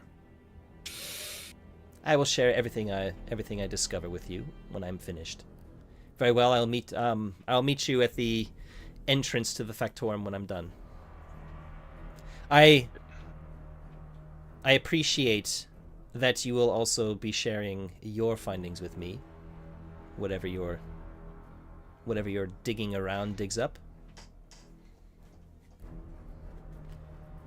And then she goes back. I just shrug and walk away. Yeah. Gallows humor. That's my talent. Yeah. Okay. Which I should remember. So who you gonna try and talk to? There's obviously there's like a big war happening outside. That does not mean that the unfortunate people who have to work inside of the Factorum are allowed a break. But there's certainly lots of like people glancing around as they're still doing their job, as you're kind of making your way out onto away from the office. You didn't see anyone as you were coming in. There's obviously the two grinders that are kind of keeping guard at the entrance. Nobody else inside of the kind of foyer area. Obviously, the overseer wasn't in the office. So where do you want to go? There's like basically that's it. There's like a foyer area with an office, and then there's some doors, double doors leading into the factory itself, which I'm assuming you're kind of stepping through into. All right. There's no one there. I think I want to find the current overseer, assuming he hasn't been replaced yet. Yeah. I kind of want to get actual information on what is actually missing, and like who is actually missing.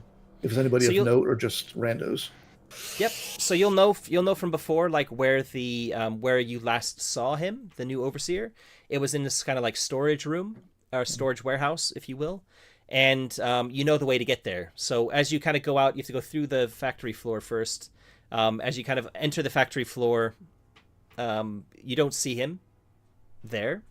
You kind of glance around, and then you make your way towards the warehouse. When you get into the warehouse, there's two things that you notice. The first is that the overseer is also not here, and the second is that there are a large number of servitors in here. It looks like they're counting the corpses that are hanging from the meat hooks all around. So Clovis would not have seen this before, but yeah, you're aware of what I described in the last session. It's basically like a meat locker, also with a cool temperature. Okay, both of you give me an awareness roll. Okay. Sure. Modified with a -20, please. Alrighty. And you won't be allowed to spend any fate on this one. This is just sort of like passive perception, if you will. Totally oblivious. Okay. Yep. You don't see shit! That's fine. That's fine. Yeah, so you're kind of like looking around. You're specifically looking for the overseer. You don't see the overseer. The servitors are clearly taking inventory, counting things up. Let's say there's 3 of them in here. And there are hundreds and hundreds of corpses that are in here. I want to pull out the badge we have, the Gilder badge for the Corpse Guild, and basically ask the nearest servitor, where is the overseer currently? It kind of stops when you approach it and listens as you ask, and then says, "Unknown." The voice is kind of... I imagine servitors, actually, their mouths don't move when they're talking, so it's probably a little bit of a weird situation there. It's just a vox or something, yeah. There's some sort of vox buried in its throat, so it's kind of coming from the mouth region, but its mouth doesn't actually open. Status of count? It gives you a number. I don't know, 100, 182. Okay. Is the previous overseer still laying on the floor? Or is he gone to processing already? I think it was a she, wasn't it? I thought it was a she. I think it was. She's you don't see her body. Like, you go to where her body was, you don't see her there. If you want to look around, she might be hanging on a meat hook herself. It's fine. All right. I look at Clovis. Are there like many places to hide in here, or would it be easy to hide in here, or? It would be easy to hide behind the corpses. If you just imagine they're like where they're hanging, they're not out of arm's reach. They're hanging so that their feet are, obviously they're all different heights and things, but the meat hooks are so designed that there may be there's probably like a half a meter of space underneath them, so they're probably like 2 to 2.5 meters, the hooks from the ground. And then picturing usually into like the... If you've seen Predator 2, I'm picturing the meat hook, a long butcher shop where they ambushed the Predator. Yeah, just tons of rows and rows and rows of just Yeah. bodies hanging on hooks. That's exactly what it is. It's rows of meat hooks with human bodies hanging from them. All the bodies are naked as well. There's none of them are clothed. So that's obviously part of the processing is to remove clothing and jewelry before they make their way to the. On the Factorum floor, there were employees working, I assume, right? On the Factorum floor, there were Okay. quite a few, like dozens. I'm going to walk back out to the Factorum floor and use my loud hailer to address the entire room. Okay. Before you do, one thing I will say that both of you will notice, as I said, the corpses are naked, or they're not wearing any clothes. Some of the mutants that attacked you were also unclothed. Not all of them, but some of them were. Whether there's a connection there, you don't know. I think I'll take out my Auspex and just check for signs of life here in this storage. Okay. So we'll do these two different things. We'll go over to do Solomon's Vox Hailer because I'm kind of curious what you're gonna do. Shout. Yeah, I'm basically going to loudspeaker the entire Factorum floor and be like, Yeah. where is the current overseer? And I'm basically holding everyone my, kind of holding pauses. holding my Gilder badge out in my head. Everyone kind of looks at you like in surprise at the loud noise, and they all kind of look at each other. And the one that's closest to you steps away from her station and comes over and says, "We haven't seen the new overseer in some time. The last we saw of him was in the, or no, she'll say the last that we saw of her was in the warehouse. She hasn't come out."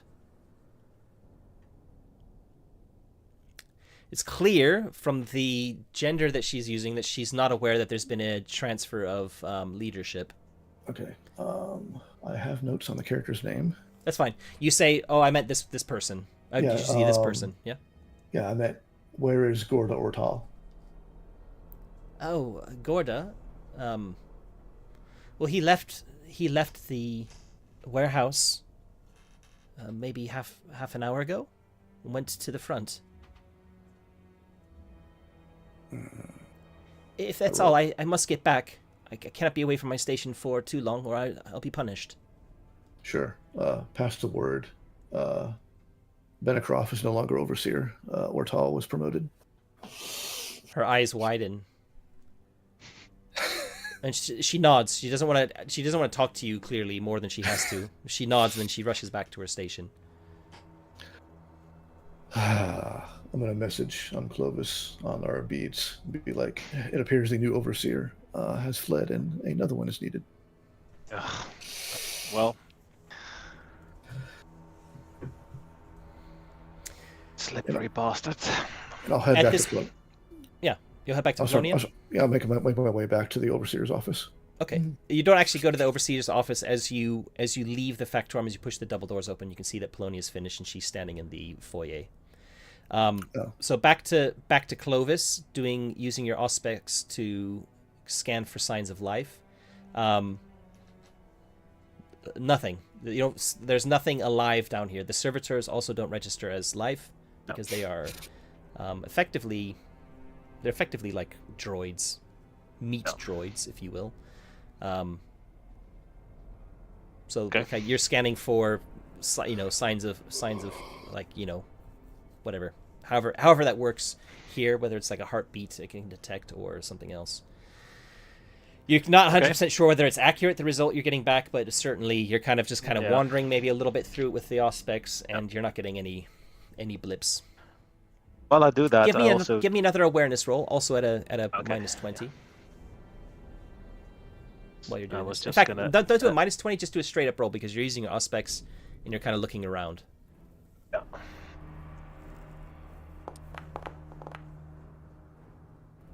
Okay. Oh, close, but no scar. I think I'll re-roll it. Yeah, we're gonna be ending this session very, very shortly. So exactly. Yeah. May as well. I made it worse. So yeah, no. Welcome to my world. Yeah, I was also gonna like glance at some of the corpses if I see any of them with discolorations. hanging already here. What do you mean exactly? Like the discolorations that Bologna was looking at Okay. on the block. So gangers. like okay, you can certainly keep an eye for that while you're looking. And we'll just say because you're not probably checking every single corpse, right? No. Yeah. So let me make a quick dice roll here. Yeah. So you don't actually see any corpses hanging that have any kind of discoloration, which you think is maybe a little bit unusual, considering how many Orlocks are in this settlement, right? Yeah, and also, yeah. Yeah. Oh, it's definitely information. Okay. Yeah, if I don't find anything else, I'll just my way quickly to the exit. Yep. So we can get out of here. So I'm gonna just wrap this session up with telling you what Polonia has discovered. I'm not gonna do it in character, and then we're gonna stop the session. Okay. So Polonia relates to you. You can decide what information you want to tell Polonia to. Polonia tells you that from the sample she's taken, the mutants have some sort of the tissue is necrotic tissue. It's to her very important to realize that there's nothing salvageable for using in creating corpse starch. There's nothing usable there. It's too far gone, and it's been infected with some strange fungal spore that there's no record of at all in the system. Although she's logged it now as well, so it's been logged, but there's nothing else that she's been able to find about it.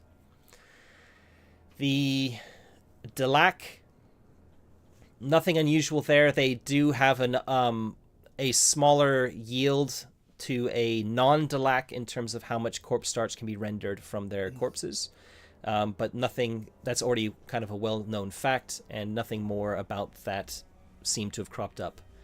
For the Orlocks, she says 2 of them are fully human. She uses the term. Nothing unusual. But the other 2, and she pauses when she's telling you this, there are some curious... What's the word she uses? What's the word for when something's out of the ordinary? Abnormalities. Sorry. Yeah. Abnormalities. Yeah. Abnormalities. And she doesn't expand on it at first. She's still wearing her mask, but like the first time you saw her back at Rustgate, she didn't, like the first day, she wasn't wearing her mask. But she's keeping it on here. And you think that, like, you're not sure what the protocol is. You're you're freelancing, right, for the Corpse Guild. Mm-hmm. You're not experts on it. But the fact that she didn't have her mask on back in Rustgate, also when you were out and about in Rustgate, and she's here in the Factorum, she's keeping it on. You're not sure if that means something or not, whether that's significant or not, or that you can't really tell if she's hiding anything, because you're literally looking at a mask. Yeah. Can I use my? But she doesn't. She doesn't share anything with you. That's basically what she tells you. There's some abnormalities with the 2, with 2 of the Orlock specimens, she calls them. Can I attempt an intuition, people, to get a? Sure, you can get it with a -20 because of the mask. It's gonna be kind of hard. Sure. But you got intuition, people. You got the specialty, right? Yep. Yeah. Oh God. 97. That is terrible. Do you have any? Are you sitting on one? I think you used your last fate point, didn't you? I did to blow that zombie off. Yeah. So you're just. I mean, she is a closed book. There's literally nothing you can tell about anything right now. I mean, if you just talk to her, she might offer more information, but at the moment, that's all she's saying. So how do you want to proceed from here? I'll definitely let her know that I looked at some of the corpses hanging in the storage, and I didn't find any with discolorations or strange marks on them, but I did check them all. So, I'll let her know she might need another new overseer, because it appears your recently appointed one has vacated the building. That definitely gets like a reaction from her. She seems agitated, which to you is maybe more like she just seems normal, but normally she's just like so rigid and emotionless that she's like, she kind of rolls her shoulders a bit and she kind of like cocks her head when you say that, which to her, to you is kind of like the equivalent of somebody being like grabbing your shoulders and shaking you, saying, "What?" And she says, "That is unfortunate. I will unfortunately need to stay here to ensure that, yes, that this settlement does not stop its tithe of corpse starch to the rest of the planet. Without any leadership, it wouldn't surprise me if it's just chaos here, is it?" Yeah, I will have to remain here. Yeah, I would not be surprised if the Arbitus showed up with all the potential damage to the mining operations. The Arbites, yes. Yes, indeed. We still hear like fire, sounds of fighting outside. Occasionally. No more explosions, though. Okay. Other than maybe like a very, very muffled whomp from like a grenade or something, but nothing like the size of what you heard before. Looks like Deluxe and Orlux are still at it. I sure hope there's no more mutants running about. So if your analysis is in the system, is there a way for you to put out like an alert to all the other factorums to look for if they see any of the anomalies you logged? I have already tried establishing Vox contact with our factorum in Rustgate, but was not able to get through. Something is disrupting communications out of Ironmouth at the moment. Doesn't surprise me with what is happening right now. There are surely other means of establishing Vox contact, but not from in here, not from the Overseer's office at least. But I cannot leave this settlement as it is. I need to find where the other Pale Consort for this settlement is. I assume out collecting corpses, as she should be doing. And as soon as I am able to track her down, she will be the one who will have to keep watch over this until a new overseer is found. But I cannot leave this factorum without leadership. I will have to wait for her to return or try to contact her on Vox. I assume you don't want to be staying around. You want to continue your investigations. Unfortunately, you'll have to do that without my expertise and knowledge of the Enclave. Do you think your counterpart in Ironmouth was part of the cover-up the previous overseer was enacting? What cover-up? The non-reporting of missing equipment persons. That is a case of incompetence, not a cover-up. Do not read into it things that are not to be read into it. And I appreciate if you do encounter any Arbites that you do not say that there has been some sort of cover-up. It's simply internal Corpse Guild business. Incompetence is dealt with harshly. You don't say. Mm-hmm. I look at her last pistol as I say that. Yeah. She seems more handy with the flensing knife. Mm-hmm. But yeah. She did shoot the Overseer with her pistol. That is very much the case. All right, then. Wish you luck. Avoid the Arbites. And may you survive whatever is happening in this town. All right. So we'll stop here, but before we completely end the session, I'm just going to have a quick look at the rules for knowledge rolls, because I think there is some sort of like skill for lore, is it? Lore skill. Yeah, there's a lore skill. And let me just have a quick look what it says in the book here. It measures how much you know about a particular topic. So the idea of having a skill is that it's meant to be rolled against in certain cases. So do either of you have any specializations in lore? No. Okay, It's my so why don't both of you face. make a completely straight lore test with no modifiers, please? Oh, wow. Interesting. Less Okay. interesting. So, Clovis, you're kind of putting two and two together. Maybe it's because of having served in the guard. Maybe you learned about certain things, about certain foes, etc. But you think that there might be something to do with a certain Xenos threat. The discoloration, the Koi not quite telling you about what she found with the two corpses, the two Orlok corpses. Her reaction to the Arbites. You will know that if there is some sort of threat of Xenos in anywhere in this hive, that the reaction will be swift and severe. There have been two hives that have been completely fallen in past years, past centuries, here on Necromunda. One at the hands of a cult, both at the hands of what's called a cult. One was the Gene Stealer cult, and one it was from a corpse grinders cult. And the reaction to both of those were to basically eradicate the hive effectively. Because that's how the Imperium handles threats to itself. Cleanse without prejudice. And it's very likely if there is some sort of potential Xenos threat here, and that gets out, that the reaction, there's no reason to think the reaction will not be effectively to just nuke or wipe out the entire hive cluster. Okay.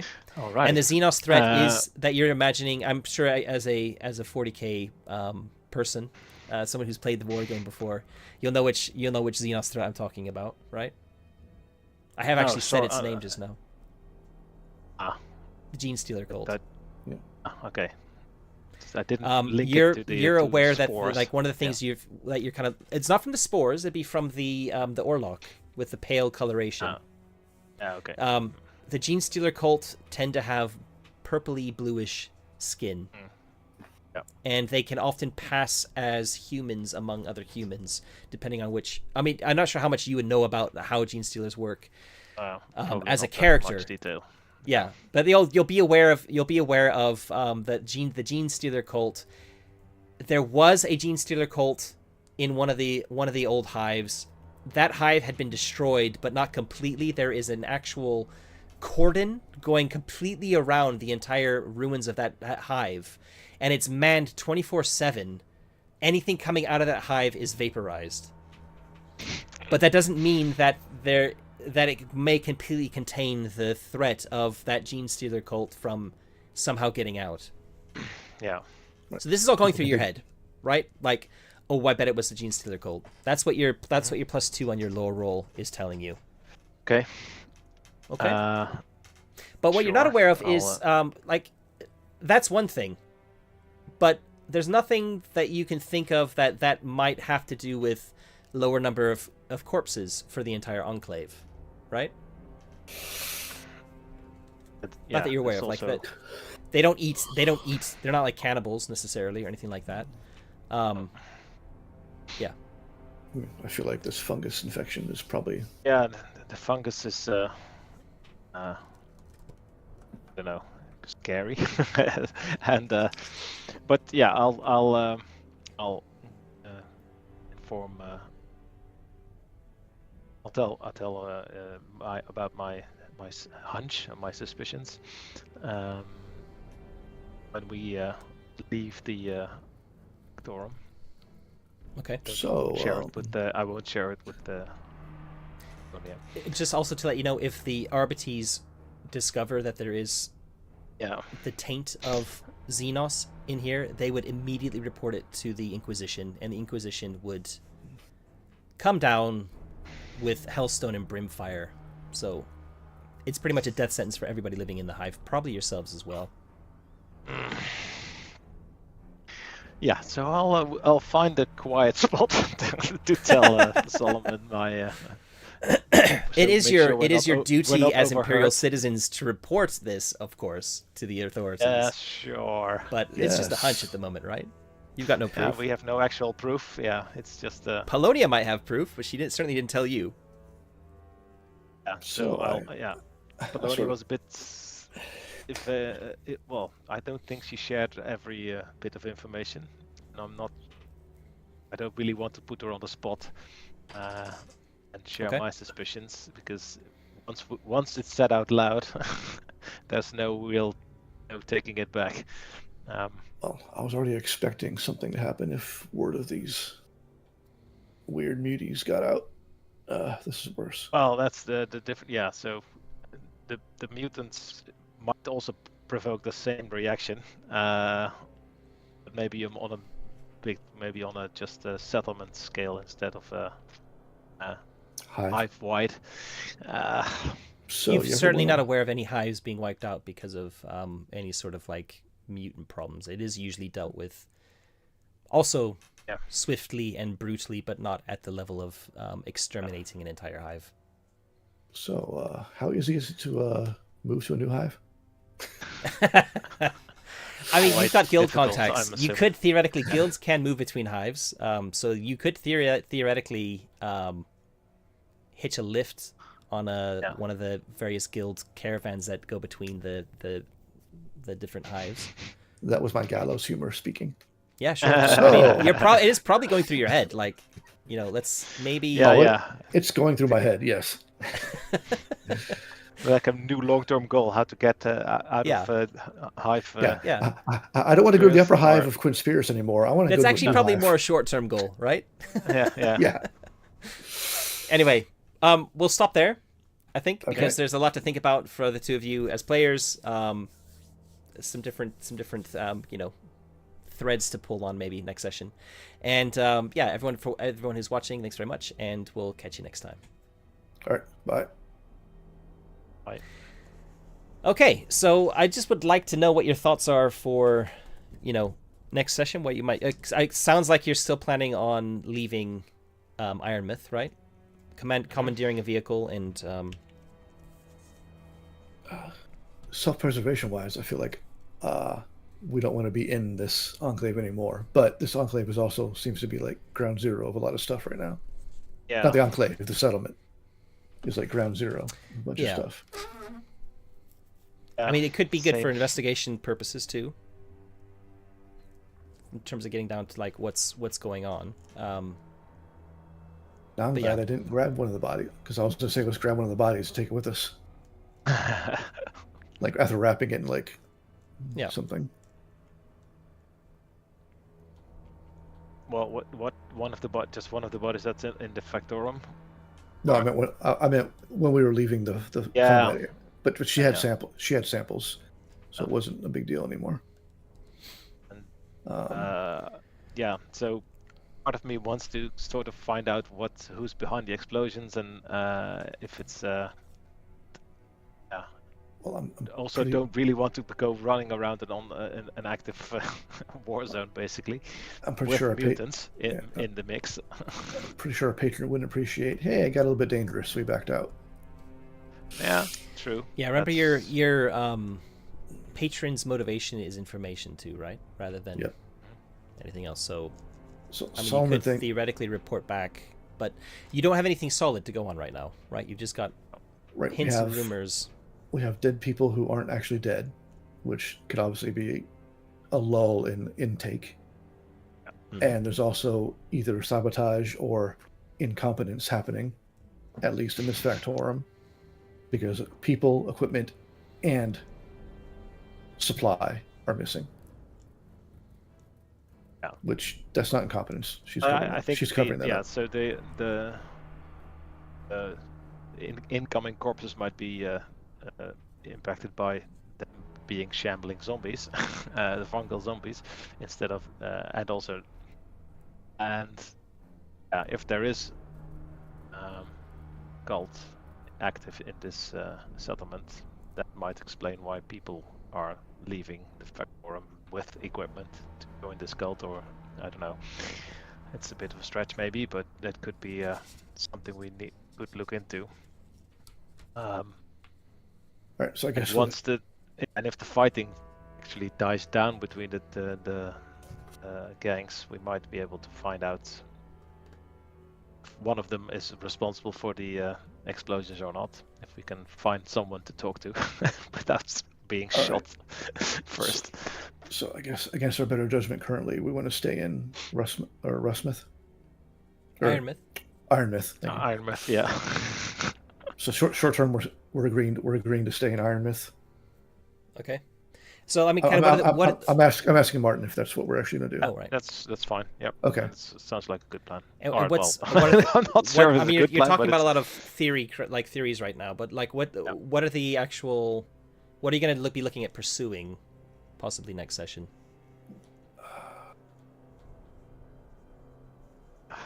I'd say we. So from my perspective, there's like what you've said, yeah. like maybe getting a sample of a corpse of some kind, either one of these discolored Orlocks or a mutant, could be potentially useful.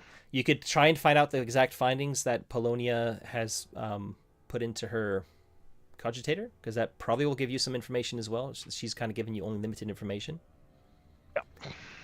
You could probably somehow use your authority to try and force her to give you that information as well.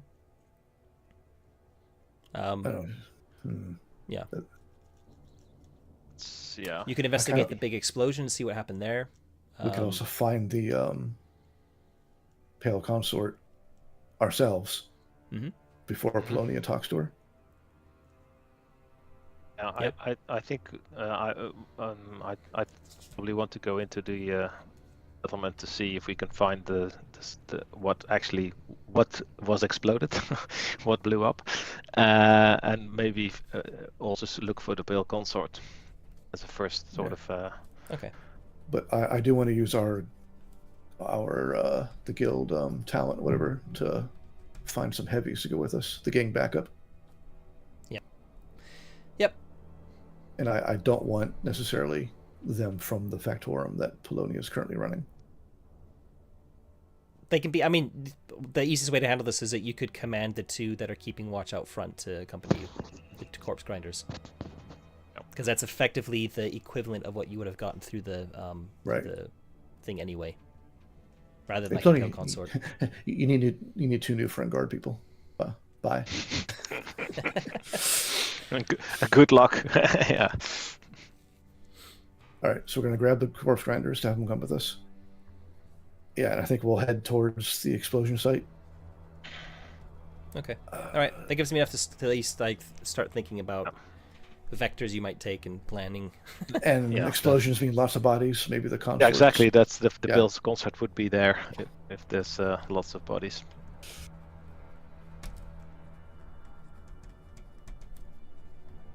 Okay. All right. I got to run. So So our next scheduled is still on the. That's a good question. 14th. Sounds. Is that 2 weeks? Yeah, 2 weeks. Just verifying. I think so. I have it in my calendar, on my calendar. So yeah. And I'll be available the 21st morning. Well, right now I am. My birthday. There's a minor chance we might also go visit my son. Yeah, I mean, the original reason I put 2 sessions in there was if it's possible, then it means we're not going like more than 2 weeks without a session. But we just did that. Right. The next one after that is the 4th. So I don't mind like if we miss the 21st, or the next one is 3 weeks after the 14th. That's not that bad. I mean, it's been 4 weeks since. Oh no, it's been only 3 weeks since our last one, isn't it? 3 weeks, yeah. Because there were. So we don't. I mean, every week is a bit much. It does feel like to me, just with everything else that's going on. So I wouldn't mind like if it has to be 3 weeks between sessions, that's fine by me. So I'd almost suggest that we take that. Yeah, let's take the 21st out because that's your birthday as well. And yeah. Okay. Just strip sure. that out, and then because what I see is after that, when we get to the 4th of November, we've got scheduled every 2 weeks until the last one on the 16th of December. Right. So that gives us still 1, 2, 3, 4, 5 sessions, which should be enough. Essen is next weekend, right? Essen is next week. Doing? Yeah. Okay. Yeah. Cool. So five sessions still planned. If we have to miss one because of illness or whatever, that's also fine. It's I've got 2 young kids and they are golden sponges at so I might be sick again. It's quite possible. It would play by ear. But I think we've done 4 sessions now. We got 5 scheduled, and as long as we've got, I think, at least sort of 8 altogether, we should be able to finish it up. I don't really want to keep going past the end of the year. I want to kind of, wherever we're at, I think we'll just draw a line in it by then, even if we haven't kind of got to the end of things. But you've got quite a lot of clues now, it feels like to me. You're figuring out, sounds like you're starting to put some pieces together. I was kind of, it's very unusual for me because I'm not running a published adventure. I've made this up, and it's a sandbox as well, which is kind of like, I've got lots of clues of things that are for you to kind of like dangle in front of you, and I'm not sure because I've not played with either of you in terms of like a similar type of game. So it's just a very new experience for me to like how does this work with a non-written, pre-written investigative adventure. So yeah, I'm happy with how it's going. So hope you're enjoying it. Yep. And Definitely. yeah, cool. Okay. I gotta run. So Yep. See y'all, thanks, gents. See y'all later. All right. See you bye. later. Bye. See you later. Bye.